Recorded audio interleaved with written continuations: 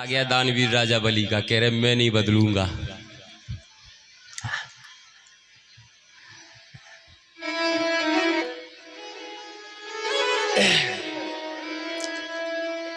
राजा बलि ने गुरुजी की बात नहीं मानी। बोले गुरुजी गलत शिक्षा दे रहे तो हम गलत नहीं करेंगे, अच्छी अच्छी अच्छी शिक्षा दो सो हम मान रहे, गलत शिक्षा दी सो हम नहीं मानेंगे।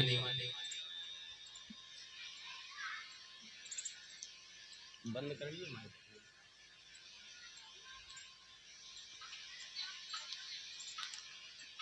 शुक्राचार्य जी बोले नहीं मानोगे बात? बोले नहीं मानेंगे। शुक्राचार्य जी बोले ठीक है तो नहीं मानो, हम चले। बोले जाओ नहीं, यज्ञशाला में बैठो, अभी हला रहे हैं। ठीक है, बैठ गए गुरुजी। अब संकल्प का समय आया, गुरुजी तो हो गए नाराज। अब गुरुजी की बात नहीं मानोगे तो भैया नाराज ही तो होंगे। शुक्राचार्य जी तो चले गए यज्ञशाला में। अब राजा बलि से वामन भगवान बोले क्यों बलि, दान देना है कि नहीं? अगर देना है तो संकल्प करो।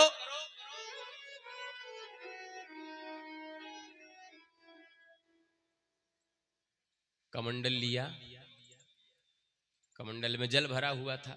सो वामन भगवान ने कमंडल दे दिया राजा बलि को। बोले लो अपने गद्दे पे पानी डालो। और जैसे गद्दी पे पानी डालने लगे सो राजा वो क्या नाम शुक्राचार्य जी को फिर दिक्कत हुई। बोले अगर पानी गद्दी पे गिर गया और संकल्प हो गया तो चेला कंगाल हो जाएगा है? और भैया अगर चेला कंगाल हो गया तो गुरुजी की दाल रोटी ठप। गुरुजी का काम कहां से चलता है? गुरुजी का घर कहां से चलता है? चेला से। अगर चेला कंगाल हो गया तो गुरुजी भूखे बैठे रहेंगे। अब नौकरी तो करते नहीं है गुरुजी, काम धंधा कुछ करते नहीं है, केवल चेला से काम चलता है। और चेला अमीर हो जाए तो गुरुजी अमीर हो जाए, और चेला कंगाल तो गुरुजी कंगाल। सब गुरुजी यही प्रार्थना करते हैं कि भाई चेला हमारा खूब अमीर हो जाए, जिससे कि जब चेला 100 रुपए कमाएगा तो कम से कम 10 रुपए तो गुरुजी को देके जाएगा ही जाएगा। तो गुरुजी भी धीरे धीरे अमीर होते जाते हैं। शुक्राचार्य जी ने सोचा कि अगर संकल्प हो गया तो चेला लुट जाएगा, और चेला अगर लुट गया तो गुरुजी की दाल रोटी ठप। गुरुजी ने दिमाग लगाया, बोले ना पानी गिरेगा, न संकल्प होगा, न चेला लुटेगा। तो गुरुजी ने एक मेढक का रूप बनाया। काय का रूप बनाया गुरुजी ने? मेढक का। और काय में घुस गए? कमंडल की नली में, जिसमें से पानी निकलता है। काय में घुस गए गुरुजी? कमंडल की नली में जाके घुस गए, जिसमें से पानी निकलता है। अब राजा बलि खूब कमंडल हिला हिला परेशान, पानी ना निकले। जब कमंडल में से पानी न निकले तो राजा बलि बोले वामन भगवान से कि पंडित जी आपका कमंडल खराब है, इसमें से पानी ही नहीं निकल रहा। वामन भगवान बोले कमंडल तो बिल्कुल नया है, आज ही दिया है ब्रह्मा जी ने, लगता है कचरा आ गया होगा, लाओ हम साफ कर दें। अब भगवान तो जान ही रहे थे गुरुजी बैठे भीतर है? बोले लगता है कचरा आ गया होगा, लाओ हम साफ कर दें। तो अच्छी कुसा की आसन बगल में दबी थी भगवान के, लंबी सी सीख निकाली कुसा की, अच्छी कड़क सी है? और जैसी कुसा निकाली और कमंडल की नली में डाली तो गुरुजी की एक आंख फोड़ डाली।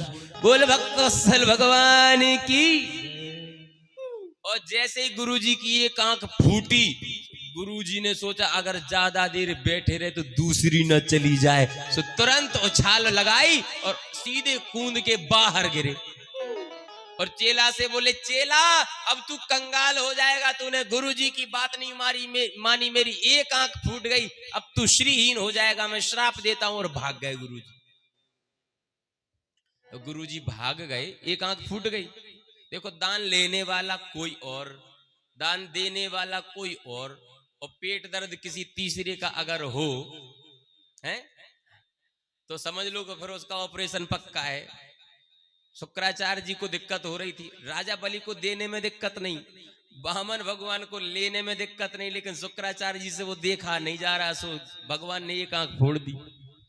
अविद्या रूपी जो एक आंख थी, भेदभाव रूपी जो एक आंख थी वो फोड़ दी।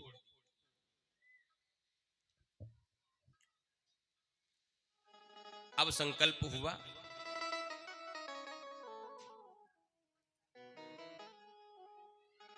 संकल्प होने के पश्चात राजा बलि से वामन भगवान बोले, अब तुम संकल्प हो चुका है, तुम मेरे यजमान बन चुके हो, चलो प्रणाम करो गुरु जी को। तो जैसे ही वामन भगवान को प्रणाम किया राजा बलि ने, नीचे को सिर, राजा बलि का सिर हुआ नीचे और वामन भगवान होने लगे ऊपर। हाँ, राजा बलि का सिर नीचे और वामन भगवान ऊपर बढ़ना शुरू किया। वामन भगवान ने क्षितिम पदैकेन बलेर्विचक्र में नभः शरीरेण दिशश्च बाहुभिः पदं द्वितीयं क्रमतस्त्रिविष्टपं न वै तृतीयाय तदीयमन्वपि न वै तृतीयाय तदीयमन्वपि।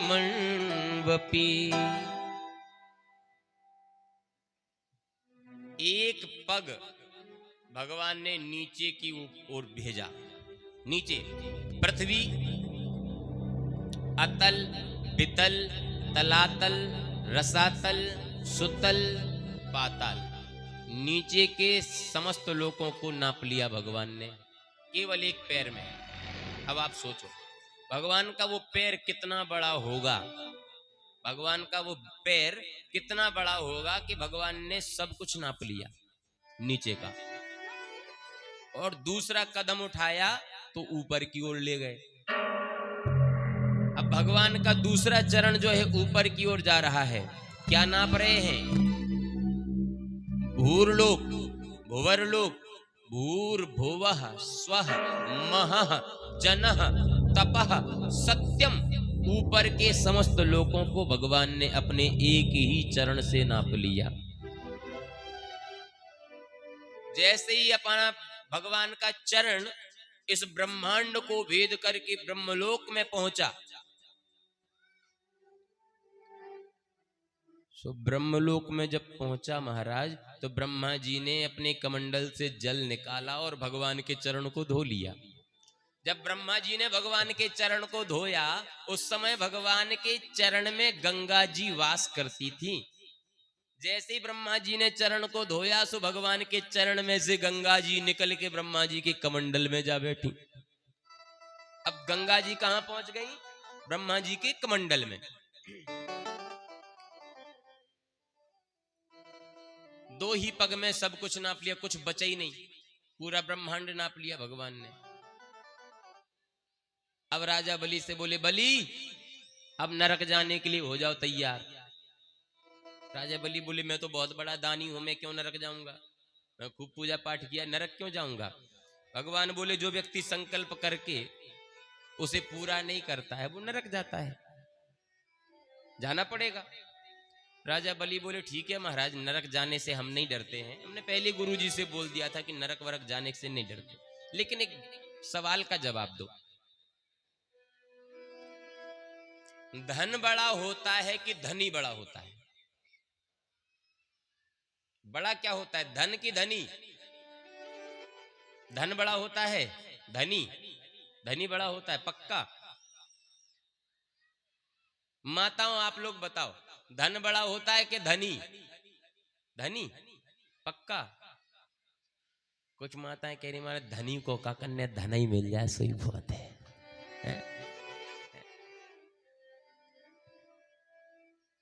लेकिन ज्यादातर लोगों ने यहां सही उत्तर दिया है, धन बड़ा नहीं होता है, धनी बड़ा होता है। धन समाप्त हो जाने पर धनी जितना चाहे उतना और कमा सकता है, जैसे इतना कमाए वैसे फिर कमा लेगा। तो राजा बलि ने कहा, गुरुदेव बताओ धन बड़ा होता है कि धनी? भगवान बोले, धनी।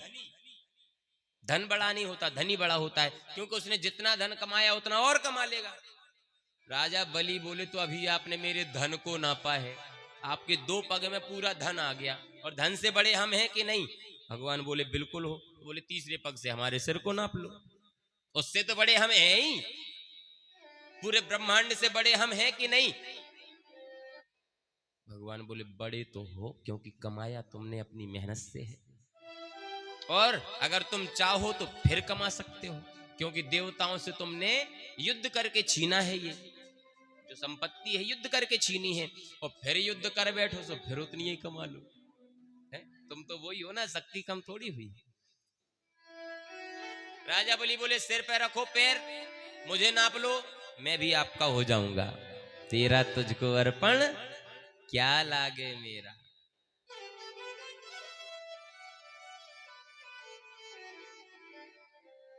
ठीक है महाराज। भगवान ने अपना चरण रख दिया राजा बलि के सिर पे, और राजा बलि को नाप लिया। राजा बलि को नाप लिया।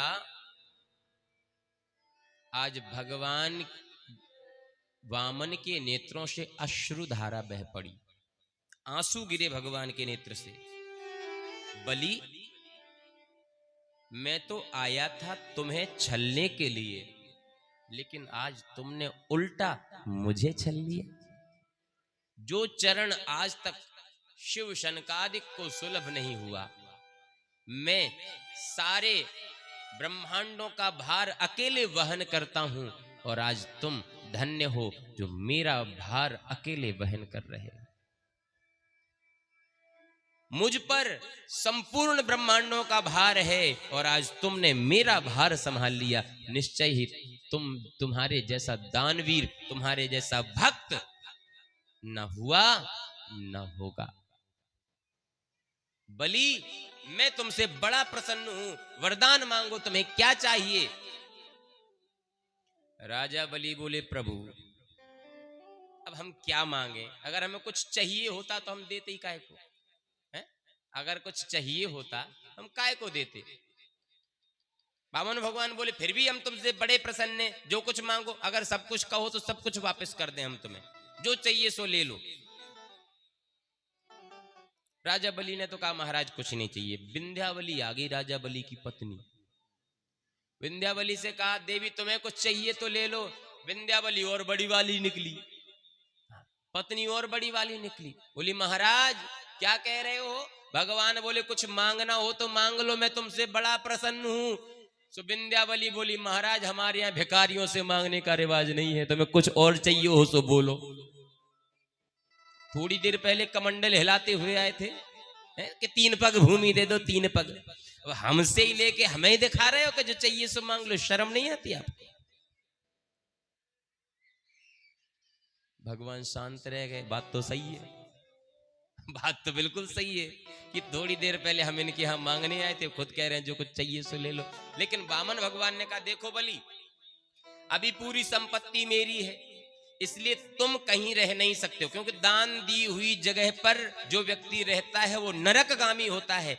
एक बार जो वस्तु दान कर दी सो कर दी, इसलिए हम तुम्हें करते हैं मुक्त अपनी तरफ से, और तुम्हें रहने के लिए हम सुतल लोक का राज्य देते हैं, वहां पे जाके तुम शासन करो और निश्चिंत होकर के राज करो, जाओ, हमने अपनी तरफ से तुम्हें सुतल लोक का राज दिया। अब राजा बोले, बलि बोले प्रभु वैसे तो हमें कुछ चाहिए नहीं था, अब आपने जबरदस्ती दे दिया, तो अब मेरी कुछ इच्छा हो रही है कि कुछ मांग ले। वामन भगवान बोले मांग लो, हम तो पहले ही से बोल रहे हैं कुछ चाहिए तो बोलो। राजा बलि बोले प्रभु अगर आप देना ही चाहते हो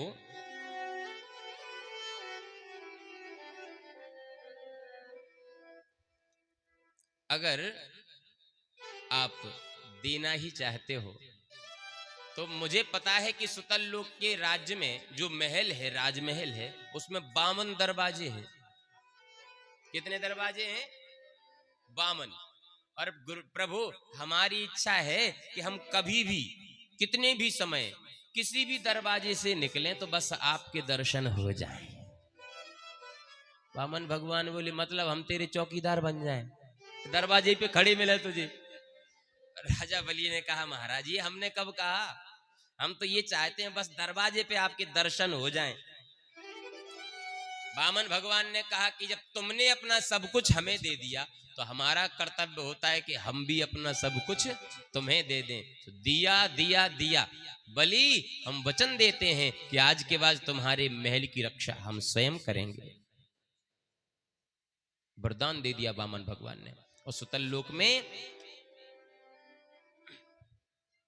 वामन भगवान चौकीदारी कर रहे हैं राजा बलि की। बहुत समय बीत गया, भगवान जब लौट के बैकुंठ नहीं गए तो लक्ष्मी जी परेशान हैं। विष्णु भगवान जब लौट के नहीं गए बैकुंठ में तो लक्ष्मी जी परेशान। मीडिया प्रभारी पहुंच गए थोड़ी सी न्यूज लेने के लिए बैकुंठ की। नारद जी पहुंच गए बैकुंठ की जानकारी करने के लिए, सब ठीक ठाक तो है।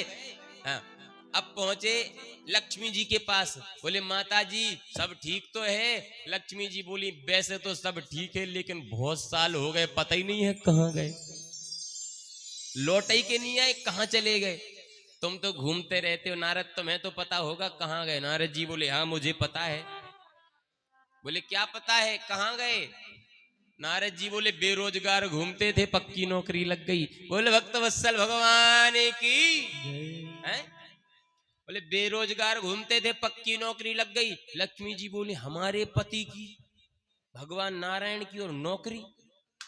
इतना अमीर आदमी कौन है जो लक्ष्मी के पति को नौकर बना ले। अरे बोले तुमसे भी अमीर अमीर आदमी पड़े हैं। कौन। बोले राजा बलि के यहाँ। क्या कर रहे हैं, कौन सी नौकरी मिली। बोले होम गार्ड की। बोले भक्त वत्सल भगवान की है? चौकीदारी कर रहे हैं। अब लक्ष्मी जी को बड़ी चिंता हुई। लक्ष्मी जी अच्छा सा मुहूर्त निकाल के राजा बलि की बहन बन के दरवाजे पे गई। सो दरवाजे पे तो चौकीदार पहले से खड़े थे। जैसी लक्ष्मी जी भीतर घुसी, सुबामन भगवान ने लाठी लगा दी। कहां, बिना पूछे कहां जा रहे, यहाँ की सुरक्षा हमारे हैंड ओवर है। लक्ष्मी जी बोली, अभी वामन भगवान से कुछ नहीं कहा। लक्ष्मी जी ने समझ गई कि हैं यही, क्योंकि नारद जी ने पहचान बता दी थी। लक्ष्मी जी बोली हमारे भैया हैं यहाँ के राजा बलि, आज रक्षाबंधन है, राखी बांधने के लिए आए हैं। उनसे बोलो कि बहन जी आई हैं। वामन भगवान भागते भागते भीतर गए। बोले महाराज आपकी बहन जी दरवाजे पे आई हैं। राजा बलि ने मन में सोचा बहन जी तो हमारी कोई है नहीं, लेकिन अगर आ गई तो कम से कम हाथ तो खाली नहीं रहेगा, लेके आओ सम्मान से अंदर। सो सम्मान से लेके गए। बोले चलो महाराज ने बुलाया है। लक्ष्मी जी ने बढ़िया हाथ में रक्षा सूत्र बांध दिया, और जैसे ही रक्षा सूत्र बांधा सो राजा बलि बोले बहन ऐसा नियम होता है कि जब बहन राखी बांधे तो भाई अपनी बहन को कुछ भेंट दक्षिणा देता है, आपको क्या चाहिए। लक्ष्मी जी बोले भैया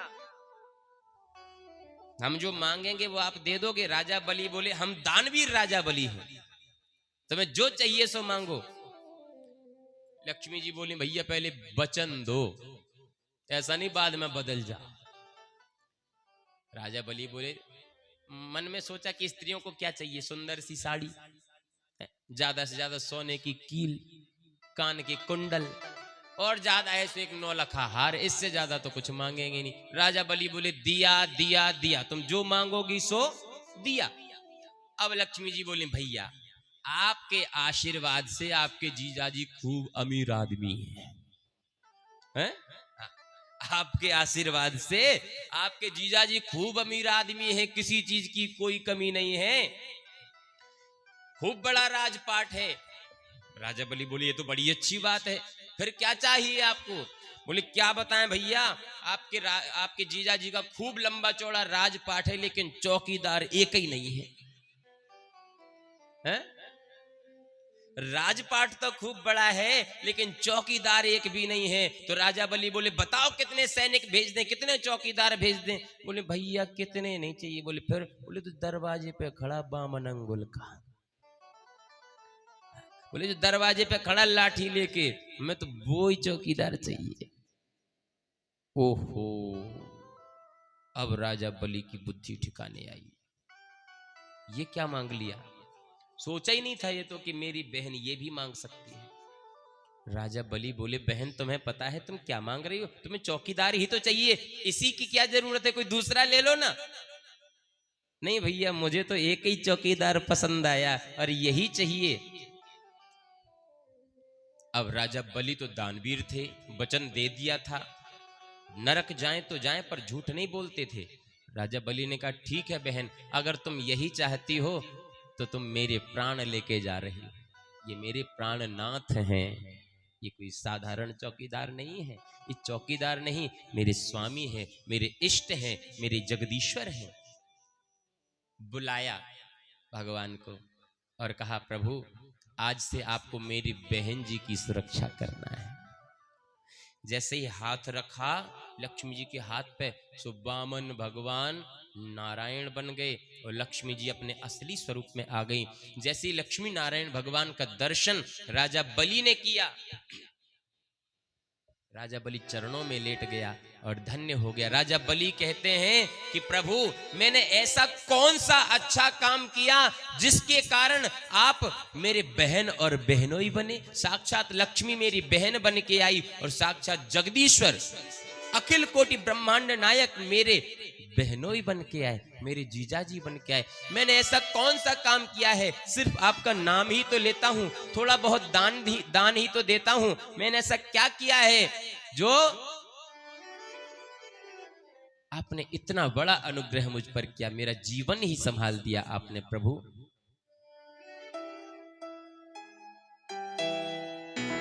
ऐसा क्या काम किया हमने तेरा,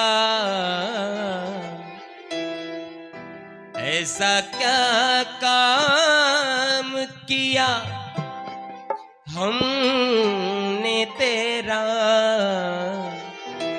जो मेरा हाथ तुमने थाम लिया। ऐसा क्या काम किया हमने तेरा, जो मेरा हाथ तुमने थाम लिया। मेरी जिंदगी ही बदल दी तूने, मेरी जिंदगी ही बदल दी तूने।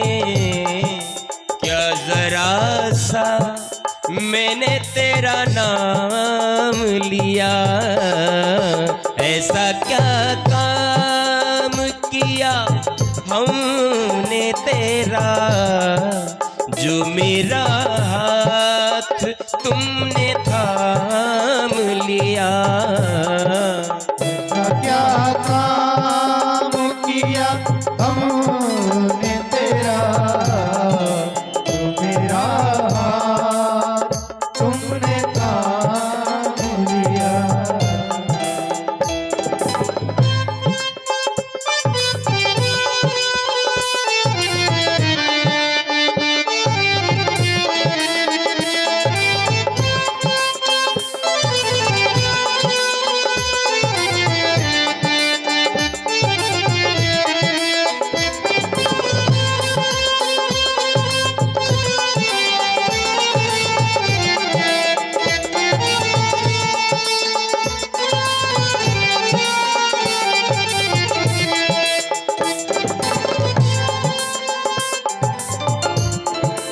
इस जमाने में मैं अकेला था, इस जमाने में मैं अकेला था। तेरी माया के रंग में खेला था, तेरी माया के रंग में खेला था। तेरी माया न सताएगी उसे, तेरी माया न सताएगी उसे, जिसे अपना तूने मान लिया। ऐसा क्या काम किया हमने तेरा, जो मेरा हाथ तुमने थाम लिया। ऐसा क्या काम किया हमने तेरा,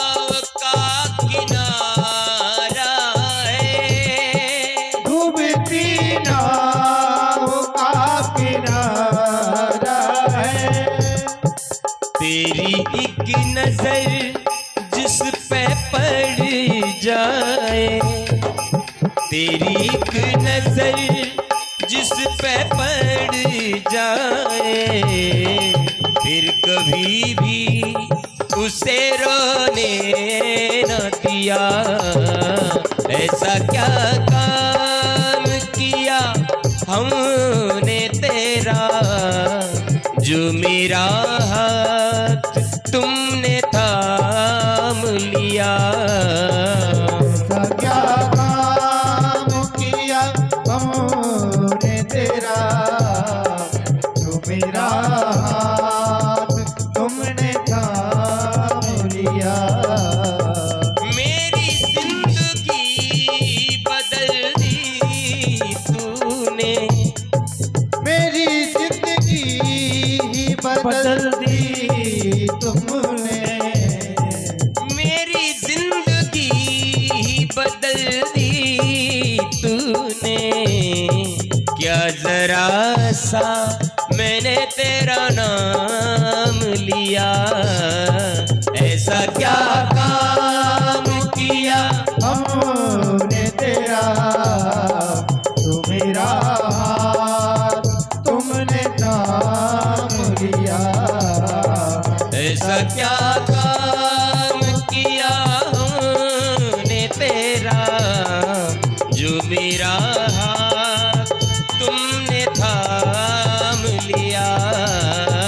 ऐसा क्या काम किया हमने तेरा जो मेरा हाथ तुमने तुमने थाम लिया, तुमने थाम लिया, तुमने थाम लिया।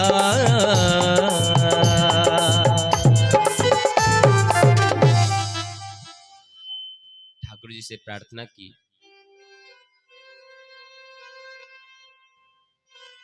भगवान नारायण ने कहा, बलि हमने तुम्हें वचन दिया था, इसलिए वामन रूप से तो हम तुम्हारे यहाँ हमेशा रक्षा करेंगे, हमेशा हम चौकीदार बन के ही रहेंगे और एक रूप से हम लक्ष्मी के साथ वैकुंठ में निवास करेंगे। तो आज भी वामन भगवान राजा बलि के यहाँ आज भी चौकीदारी करते हैं, उनकी सुरक्षा करते हैं। राजा बलि के चरित्र को प्रणाम करते हुए हम नवम स्कंद में प्रवेश करते हैं। राजा परीक्षित ने श्री सुखदेव जी से कहा, गुरुदेव हम भगवान कृष्ण की कथा को सुनना चाहते हैं, आप हमें श्री कृष्ण की कथा सुनाइए। भगवान श्री कृष्ण का जन्म कैसे हुआ, क्यों हुआ, कब हुआ और भगवान कृष्ण ने क्या क्या लीलाएं की हैं। तब सुखदेव जी बोले राजा परीक्षित से कि अगर आपको श्री कृष्ण की कथा